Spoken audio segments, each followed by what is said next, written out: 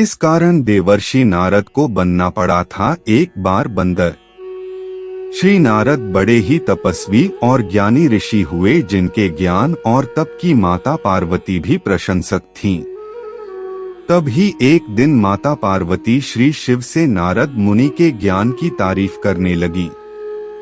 शिव ने पार्वती जी को बताया कि नारद बड़े ही ज्ञानी हैं, लेकिन किसी भी चीज का अहंकार अच्छा नहीं होता है।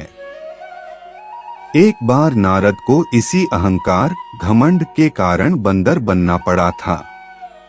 यह सुनकर माता पार्वती को बहुत आश्चर्य हुआ। उन्होंने श्री शिव भगवान से पूरा कारण जानना चाहा।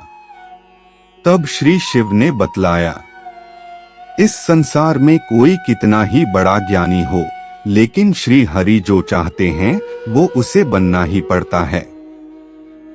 नारद को एक बार अपने इसी तप और बुद्धि का अहंकार घमंड हो गया था।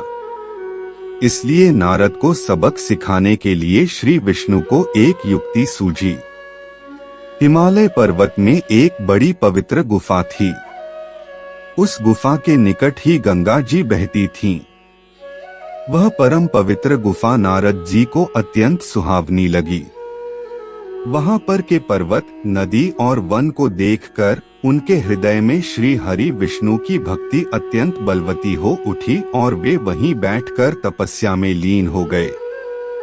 नारद मुनि की इस तपस्या से देवराज इंद्र भयभीत हो गए कि कहीं देवर्षि नारद अपने तप के बल से उनका स्वर्ग नहीं छीन लें।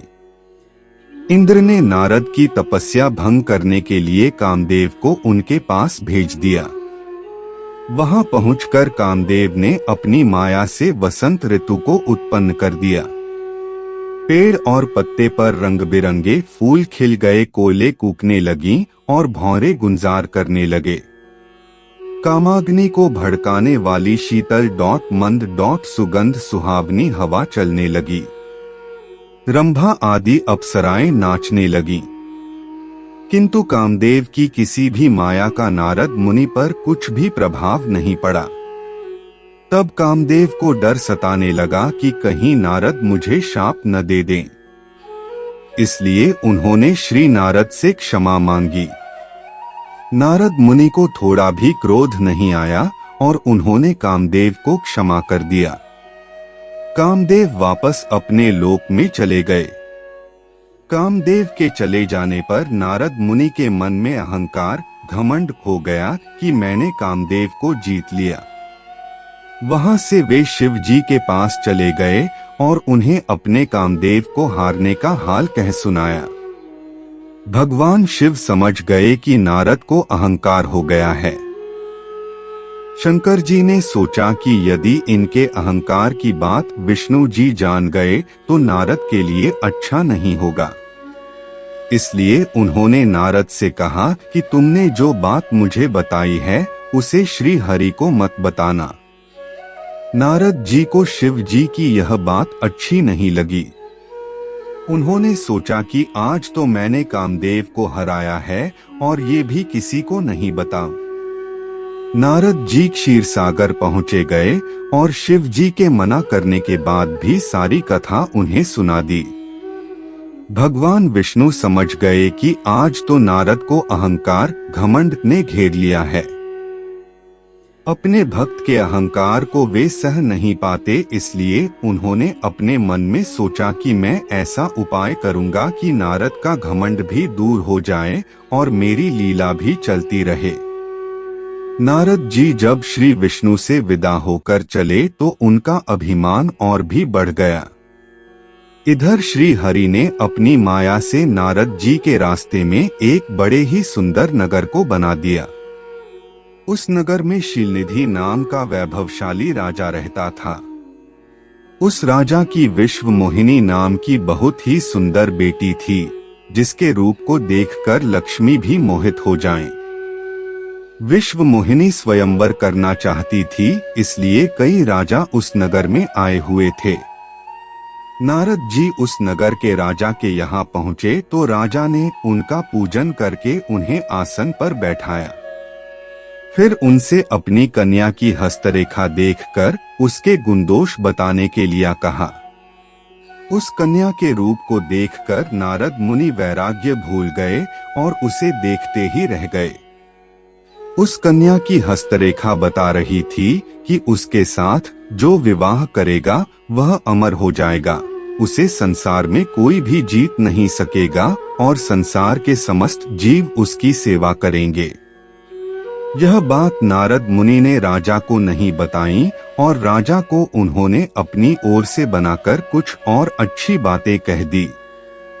अब नारद जी ने सोचा कि कुछ ऐसा उपाय करना चाहिए कि यह कन्या मुझसे ही विवाह करे। ऐसा सोचकर नारद जी ने श्री हरि को याद किया और भगवान विष्णु उनके सामने प्रकट हो गए। नारद जी ने उन्हें सारी बात बताई और कहने लगे, हे नाथ, आप मुझे अपना सुंदर रूप दे दो ताकि मैं उस कन्या से विवाह कर सकूं। भगवान हरि ने कहा, हे नारद, हम वही करेंगे जिसमें तुम्हारी भलाई हो। यह सारी विष्णु जी की ही माया थी। विष्णु जी ने अपनी माया से नारद जी को बंदर का रूप दे दिया। नारद जी को यह बात समझ में नहीं आई। वो समझे कि मैं बहुत सुंदर लग रहा हूँ।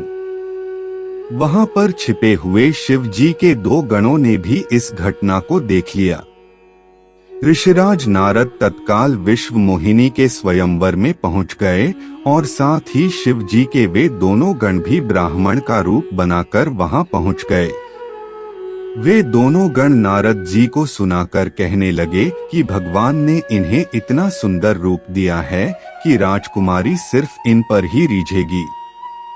उनकी बातों से नारद जी मन ही मन बहुत खुश हुए। स्वयं भगवान विष्णु भी उस स्वयंवर में एक राजा का रूप धारण कर आ गए। विश्व मोहिनी ने कुरूप नारद की तरफ देखा भी नहीं और राजा रूपी विष्णु के गले में वरमाला डाल दी। मोह के कारण नारद मुनि की बुद्धि नष्ट हो गई थी।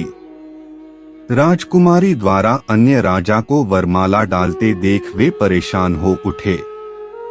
उसी समय शिव जी के गणों ने ताना कसते हुए नारद जी से कहा, जरा दर्पण में अपना मुंह तो देखिए। मुनि ने जल में झांककर अपना मुंह देखा और अपनी कुरूपता देखकर गुस्सा हो उठे। गुस्से में आकर उन्होंने शिव जी के उन दोनों गणों को राक्षस हो जाने का शाप दे दिया। उन दोनों को शाप देने के बाद जब मुनि ने एक बार फिर से जल में अपना मुंह देखा तो उन्हें अपना असली रूप फिर से मिल चुका था। नारद जी को अपना असली रूप वापस मिल गया था, लेकिन भगवान विष्णु पर उन्हें बहुत गुस्सा आ रहा था, क्योंकि विष्णु के कारण ही उनकी बहुत ही हंसी हुई थी। वे उसी समय विष्णु जी से मिलने के लिए चल पड़े। रास्ते में ही उनकी मुलाकात विष्णु जी, जिनके साथ लक्ष्मी जी और विश्व मोहिनी भी थी, से हो गई। उन्हें देखते ही नारद जी ने कहा, आप दूसरों की खुशियां देख ही नहीं सकते। आपके भीतर तो ईर्ष्या और कपट ही भरा हुआ है। समुद्र मंथन के समय आपने श्री शिव को बावला बनाकर विष और राक्षसों को मदिरा पिला दिया और स्वयं लक्ष्मी जी और कौस्तुभ मणि को ले लिया। आप बड़े धोखेबाज और मतलबी हो, हमेशा कपट का व्यवहार करते हो। हमारे साथ जो किया है उसका फल जरूर पाओगे। आपने मनुष्य रूप धारण करके विश्व मोहिनी को प्राप्त किया है, इसलिए मैं आपको शाप देता हूँ कि आपको मनुष्य जन्म लेना पड़ेगा। आपने हमें स्त्री से दूर किया है, इसलिए आपको भी स्त्री से दूरी का दुख सहना पड़ेगा, और आपने मुझको बंदर का रूप दिया, इसलिए आपको बंदरों से ही मदद लेना पड़े। नारद के शाप को श्री विष्णु ने पूरी तरह स्वीकार कर लिया और उन पर से अपनी माया को हटा लिया। माया के हट जाने से अपने द्वारा दिए शाप को याद करके नारद जी को बहुत दुख हुआ, किंतु दिया गया शाप वापस नहीं हो सकता था। इसीलिए श्री विष्णु को श्री राम के रूप में मनुष्य बनकर अवतरित होना पड़ा।